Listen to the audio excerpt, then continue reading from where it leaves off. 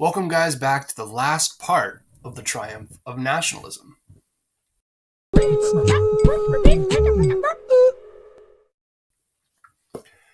So the next thing we're going to do is look at nationalism in Eastern Europe. This is a handout, essentially a chapter from this text. I like this text. If I could get a class set of this, I think I would, because it is basically contained all the chapters that we kind of looked at from a different publisher, different author, but I think it's really, really well done for History 10 stuff. So this is a taste of a chapter from here that looks at something that our textbook doesn't, and that was the stuff that you're going to read about Austria and Hungary mainly, as well as a little bit about the Ottomans. So go ahead and give that a read and come back and we will review that last little part of this unit. So we're back to review nationalism in Eastern Europe. And when we're looking at Eastern Europe, we're going to be looking at this time the two empires, or you could say three empires that are influential in Eastern Europe. And that would be the Austrian Empire, the Ottoman Empire, and the Russian Empire. Okay? Now, let's go ahead and look at the Austrian Empire here. So, this map depicts the Austrian Empire, roughly.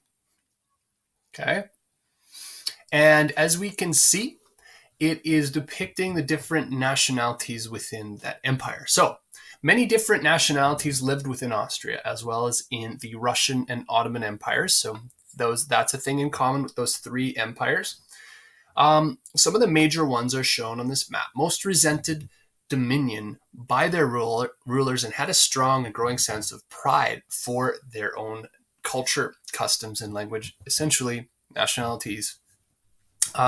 This seems to be a period in time where it is going past the age of empires. The idea that one country who is more dominant can control territories that are not its own ethnicity is kind of a declining idea in the world at the time. And it makes sense in a time of Enlightenment ideals where the individual liberties of people is something that's being emphasized.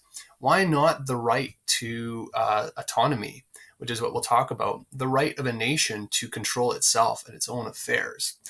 The question comes down to, how do you define a nation, and how do you let people define for themselves what a nation might be?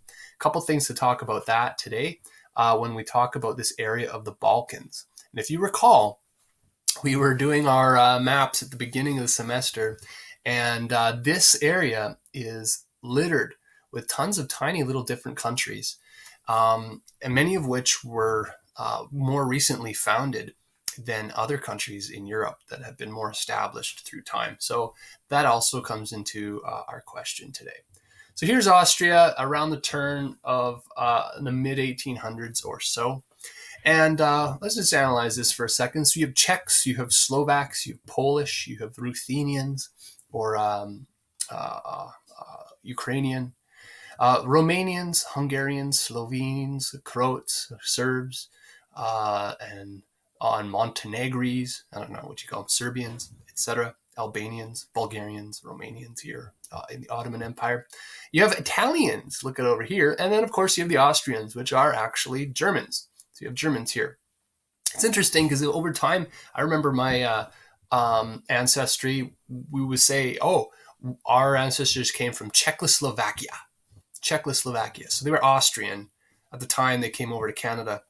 But they were Czechoslovakian at the time after World War I.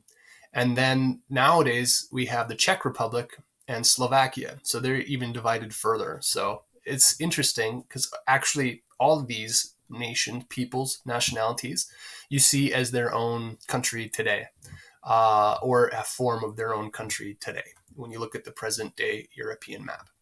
And then don't forget this Italian territory up here in northern Italy, as we mentioned in our last chapter, being overtaken or regained by the Italians. Okay, so in the Austrian Empire, you have the two dominant nationalities, which was German and Hungarian, being being kind of in need of some sort of reconciliation or some sort of concession, as we'll talk about in the Austrian Empire in the mid 1800s. Still, neither was a majority, okay, of the peoples. Even together, they're not necessarily a majority against everybody else. Okay, there was a massive Hungarian population, though, and a high amount of them were providing pressure in the 1800s to the Austrian rulers, so the German rulers over here, for some sort of autonomy. What did that look like? I wanted to say, I told you that this is the age of awesome facial hair, so check it out. Or interesting facial hair. Franz Joseph, or Francis Joseph, who was the Emperor of Austria during the late 1800s. So what he is faced with, he is faced with a growing burden on his empire due to the growth of nationalism. Pressures from within, but also from without. If you're the ruler of Austria during this time, you have a very difficult job. Now, he ascended the throne in 1848 at the age of 18, and his struggle was to hold and keep his empire unified.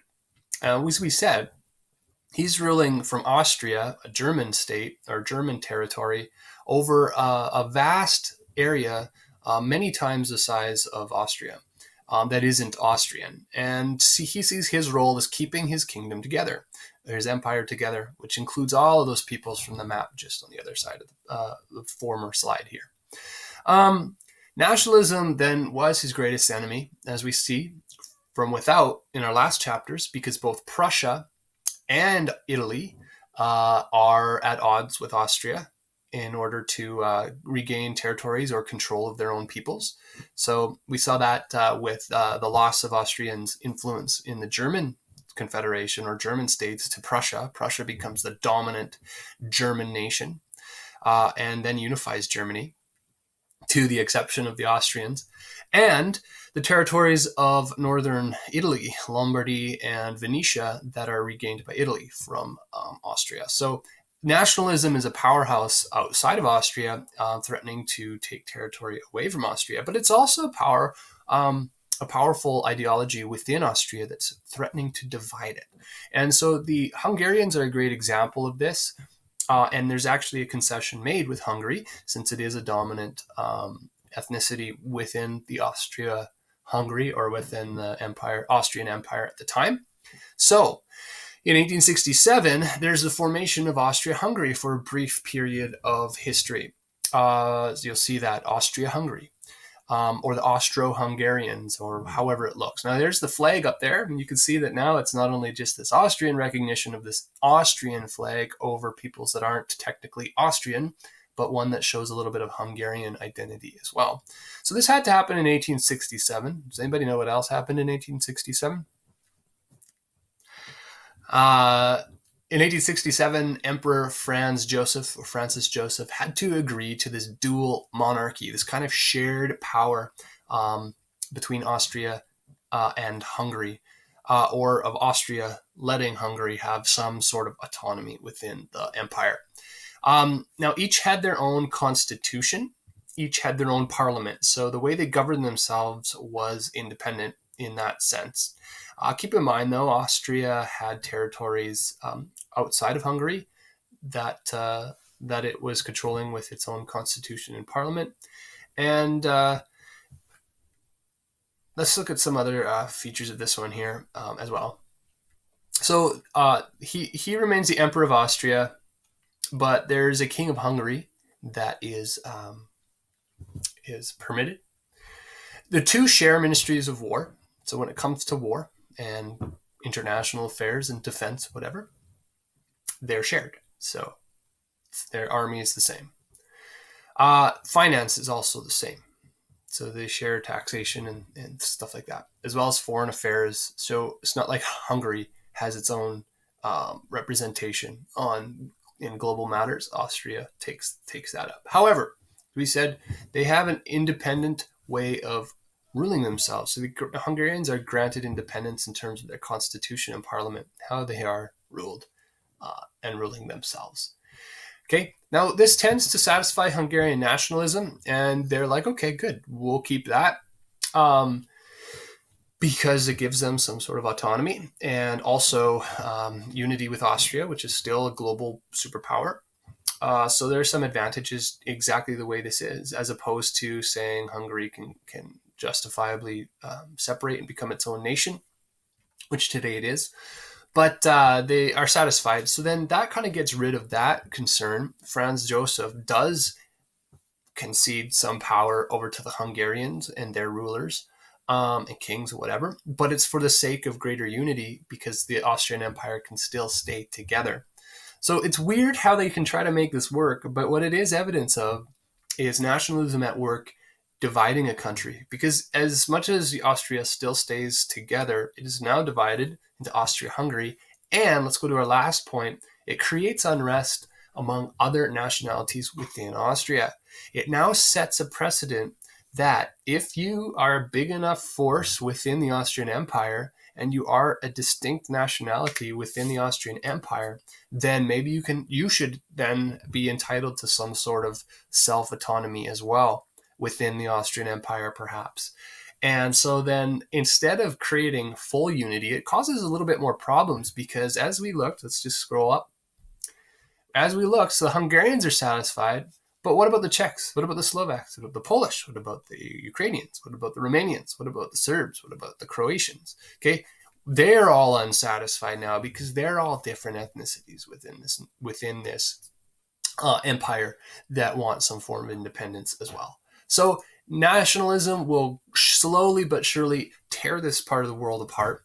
That was formerly under the fairly powerful and unified control of a common empire under the Austrians. But like I said, the type of world of empires where a different country is ruling other ethnicities is kind of dying and fizzling out thanks to the ideas of nationalism. Okay, so that's a good evidence or good little look at how nationalism can be a force for division and eventually tear a country apart. All right, now by the end of his reign, okay, in 1916, and by the way, this type of background is important to have right up to the beginnings of World War I. So there's definite ties into nationalism and nationalists and the Austria Empire on the verge of collapse, even up to the point of World War I, as you'll see next year. So good background knowledge to have in general. Okay, but up to the end of his life, he's still trying to hold this empire together. Okay, a lot of people would look at him as a really great king, good leader, faced with an immense task and an ideology of the time to try to keep his empire together. Okay, to not keep your empire together would mean you're a failure as a leader and as a king. So I think for the most part, he was very looked upon as a very good king or emperor. And how couldn't you be? I mean, look at that. I mean, the only thing you have to do in the morning is shave your beard. I should say the tip of your chin. The rest you just let go. So no wonder you know how to use your time well. Okay. Now, actually, who knows how to use his time well is our buddy Abdul Hamid II, who ruled from a date that I can't see, 1842 to 1918, or was born in 1842, I should say. Okay, and he actually was very efficient with his time because he didn't even shave it in the morning at all. He just let his beard grow. Okay, this is probably the most normal piece of facial hair of this time, but it's still a pretty distinct beard from our Ottoman Empire ruler. So let's take a look at the Ottomans. Now, the Ottomans are just a little bit more southeast, I guess, from the Austrian Empire. The Austrian Empire basically butted up against the Ottoman Empire, and that's where Asia, or the Turks, Islamic world, met the Christian world, the Ottomans. The Ottoman Empire was weakening over this time as well. We already talked about the idea of an empire is something that's a declining idea anyways, because of nationalism. Nationalism was a strong dividing force, and we saw this with Greece already.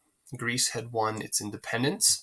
You can see down here by 1900. It is white. It is not occupied by the Ottomans. Serbia, Montenegro, and many others gained forms of independence at this time, and these are areas in the southern Balkans. Okay, and the area known as the Balkans remain in unrest as nationalism drew and redrew its borders over time as these empires, pardon me, the Ottoman and the Austrian and the Russian empires begin to, I guess, collapse, or the ideas of nationalism weaken those empires. Those borders would appear, which is why you have countries reappearing or appearing that hadn't existed before. They are ethnicities or nations that then become nation states in time. Okay.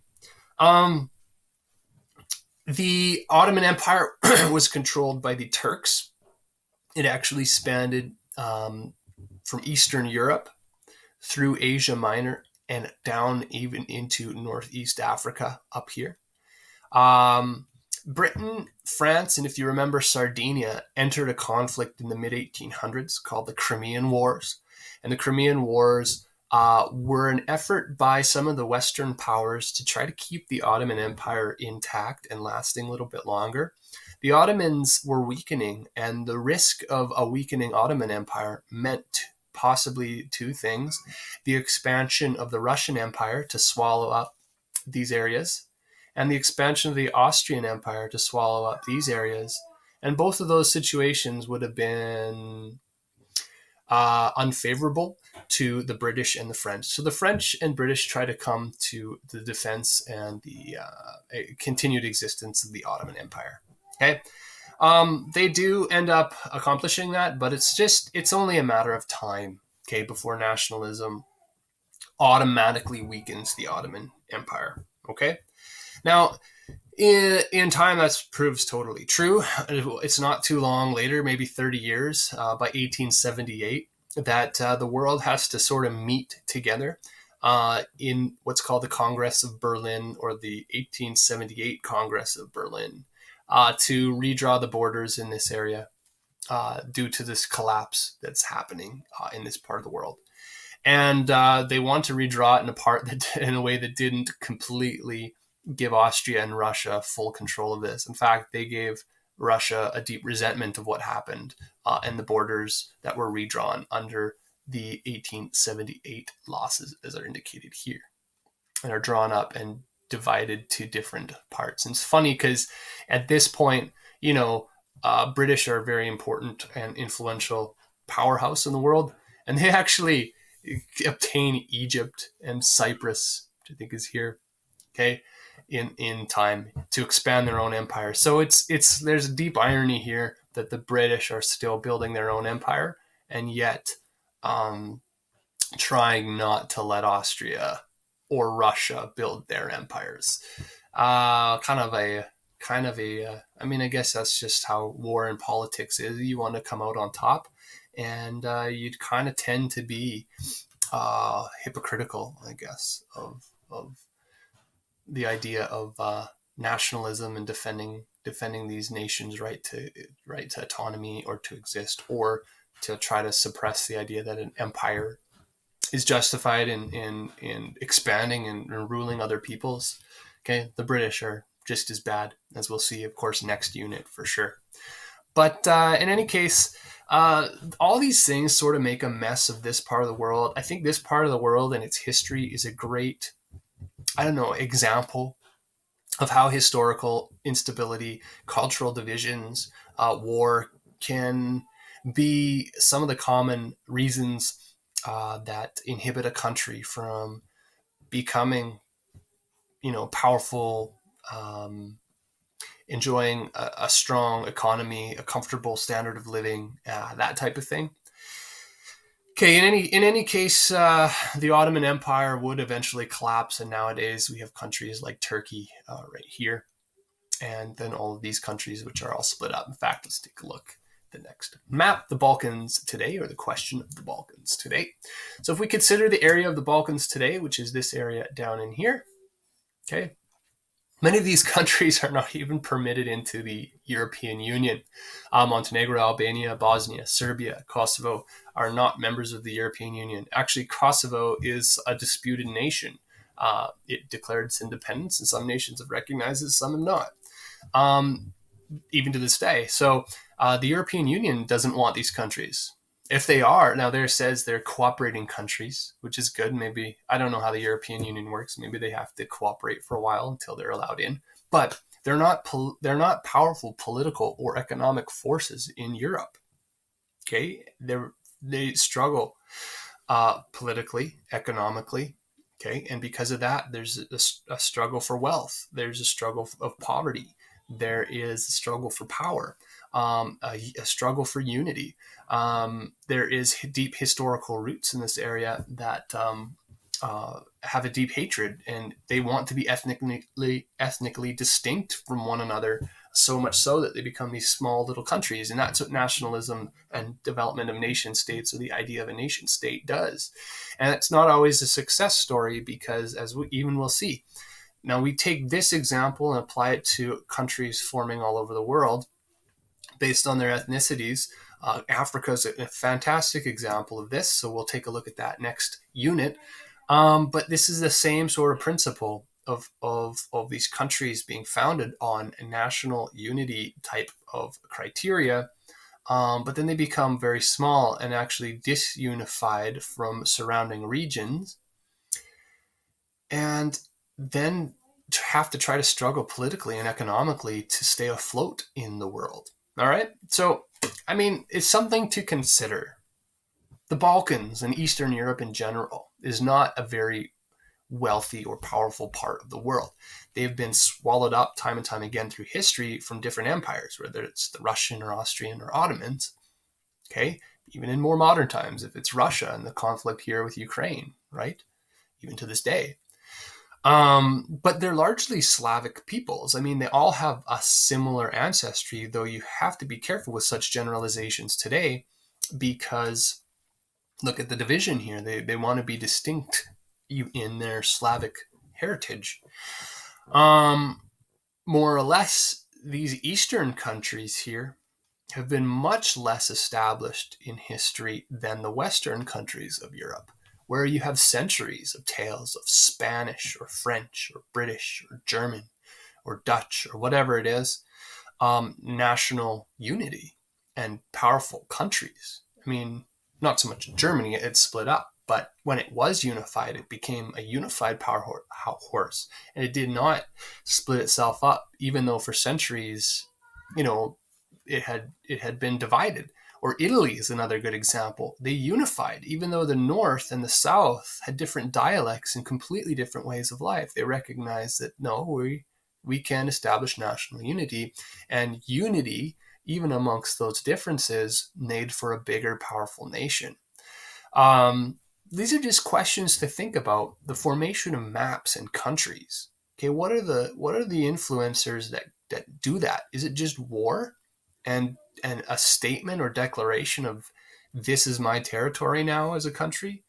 Or what are these other factors involved in there, such as the sentiments of national unity and connecting with one another based on a common heritage? So anyways, today, even like these guys seem to be caught up in fine pointed national unity criteria. They're small.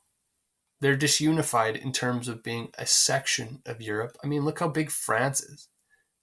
Look how small these guys are. Are they really that different than the different provinces in France, who are now a common full nation? Or the different provinces of Germany, who are a common full nation now, okay, or country now.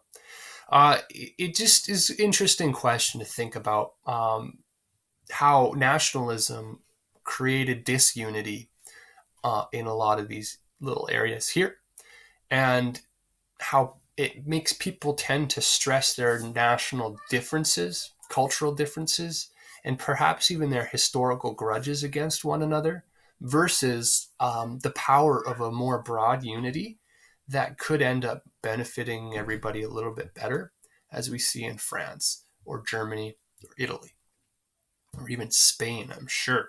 Okay.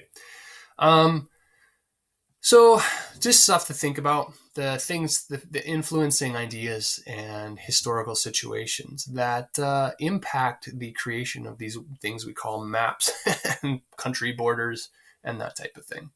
Now, the Balkans, very curious area that is worth consideration. So let's go ahead, give you time to go through some of those questions in the section review. You'll find the answers in that chapter handout that I scanned and gave you, and then come back and we'll review them. So let's go ahead and review our questions from Patterns of Civilization, chapter that we read from this text here. What we want to look at is to identify Francis Joseph. Well, Francis Joseph was the Emperor of Austria, 1848 to 1916. 1848 kicked off really some of the bigger rebellions or stirring up of nationalistic spirit in Italy, for instance, and really kind of paves the way for the next 50, 60, 70 years of nationalism becoming an idea that's something that rulers have to contend with in Europe. And it ultimately redraws that map of Europe following World War I and even following World War II. Okay, Francis Diak. Francis Diak, as you read, was that Hungarian leader who was influential in the creation of the dual monarchy, Austria-Hungary. Okay. Autonomy is a growing demand by nationalists because they want self-government or a sense of independence. Okay, more independence. And then number 4, what 2 events led the Austrians to agree to the creation of the dual monarchy? Well, the Austrian Empire is dealing with nationalism from an outside force from the Italians, so they lose Lombardy, and the loss of the Austrian influence amongst the Prussian states, or the German states, following the defeat of Austria by Prussia, as we talked about in the last chapter. So these are external nationalistic forces that leads Austria to see the power of nationalism and try to hold itself together from within. How are Austria and Hungary independent of each other in this dual monarchy? How does this actually work? Well, Austria and Hungary shared ministries of war, finance, and foreign affairs. So in those important matters, they were shared. It wasn't something that Hungary had autonomy in. But they were otherwise independent with separate constitutions and parliaments. So they had separate forms of government in terms of how the people were represented and that type of thing. And Hungary had a king, had its own king. Austria had an emperor of the rest of the empire. Yet together they could find strength in this changing Europe, and it was optimal and satisfied the Hungarians. It did not satisfy everybody else who Austria was ruling, and that's one of the things that slowly tears away that empire. So we don't see the Austrian Empire to this day. And then why did Britain and France want to preserve the Ottoman Empire? So as the Ottoman Empire itself is weakening due to nationalism, why did Britain and France try to hold it together? Now again, keep this in mind. This is a little bit hypocritical because there were Europeans who contributed to the idea of the Greek revolt and Greek independence, the movement for Greek independence. Yet, when these other nations want to are weakening and are given an opportunity to rebel, or perhaps be overtaken by an ethnic group that's more close to them, such as Russian or whatever, the British and the French want to preserve that Ottoman Empire. Well, why they do that? Well, politically, it's because Britain and France believed it prevented Russia and Austria-Hungary from expanding into the Balkan region. And it was for the sake of, think about it. If you're a small country and you do separate from the Ottoman Empire, which is weakening anyways, you have no forces to even match that little bit stronger of a country yet of Austria or the Empire of Austria or Russia. You have no chance against that. So that little territory is just going to get swallowed up. Britain and France thought the best situation is that those little territories, those Balkan ethnicities, should then be still unified under the Ottoman Empire. So to hold the Ottoman Empire together would benefit them. So that's it. There is no more for this unit. None. That's it. Why did we want to look at this unit this way? Well, it gives us a chance to see how the more modern map of Europe is being rewritten, mainly as a way to show you the power of an ideology, in this case, nationalism, um, and what it can do to influence the reconstruction of borders between countries, political borders. I think this chapter also, or this unit also, sets you up to look at the conflicting forces at work in Europe at the turn of the 1900s, which will set you up to understand a little bit better the World War One and beyond. Okay, so that's part of this as well. I think it gives us some background information to get into our next unit, which is going to be on imperialism and this whole idea of countries establishing global empires. So we'll talk a little bit about that next chapter or next unit. What we didn't look at was Russian nationalism and the kind of events going on in Russia at this time as they're becoming a country that is being influenced by Enlightenment ideals and trying to resist that largely at all costs and to maintain their traditional way of life, hierarchical way of life, and actually kind of by doing so, developing or industrializing much, much more slowly than every other country that we see in Europe. But I think it's also interesting because what is nationalism? And can a country like Canada be a nation? Because if you think about it, there are three examples really we could talk about. We haven't looked at the Canadian context of nationalism because it's also a concept that we should be able to apply to where we live right now, just to be practical. Now, number one, when we think of nation in Canada, you might think of First Nations. And we do recognize that in Canada, that there are First Nations and multiple First Nations that inhabited specific territories through the past. They're represented in treaty territories, but those don't necessarily indicate cultural territory from the past. But they're still nations. They have a distinct history, okay, cultural practice, language, etc. Now, if the idea of nationalism in what we studied was taken to the extreme, then those peoples should be granted territory to rule autonomously, okay, independently, and become countries. Interesting.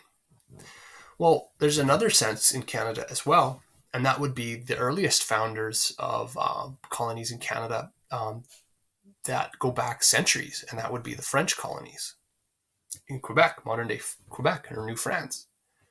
And there is a deep desire of France or Quebec to have independent or unique status. There's separatist ideologies there that actually want them to be their own country or their own nation within a country, kind of like a dual monarchy system going on there or idea going on there. So that's a challenge to Canadian unity right there, is French nationalism within Canada, Quebec nationalism. So think of that and how that will play out over your life. That's why we look at history. We look at these situations in these other countries to look and see, in other countries in other times, to see the power of an ideology and what impact it could have on our current situation and future. Okay, the last comment about nationalism in Canada is the fact that most of our citizens are immigrants. Okay, I am not a direct immediate immigrant, but we're an immigrant country. We're so multicultural, is what we say. Now, multicultural kind of defies the idea of nationalism because we don't have a common language. We don't have common cultural practices. In fact, everything we do have that makes us unified is the fact that we are not unified. It seems that as Canadians, our unifying factor as a nation is the fact that we are all different and we're disunified, which is crazy. We're multicultural. We all have different ethnicities and we all have different cultures. We all have different practices, and we come together to be Canadian and yet try to share all those and live with all those. It's very interesting. What is Canadian? Okay, so I mean, this is important questions for national unity. I think even right now, we could look at it in another context, and that would be in Canada. You know, this separation feeling that the West has from the East. So you have people who are largely in agricultural industry and oil industry or energy industry in the West, feeling very alienated by the powerful, traditional, wealthy, more populated East, etc. So these are all things at play. They will be at play in your life, which is why I hope you valued at least thinking about the ideas of nationalism and the ideas of nationalism that shaped the Europe about 100 years ago, 120, 150 years ago, which are still ideas largely at play in the world today.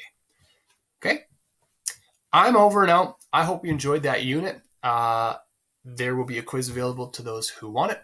But in the meantime, keep plugging away at this stuff. I hope it's filling in your historical background. And as always, subscribe, like, comment, and don't be lame. DBL. Take care, guys.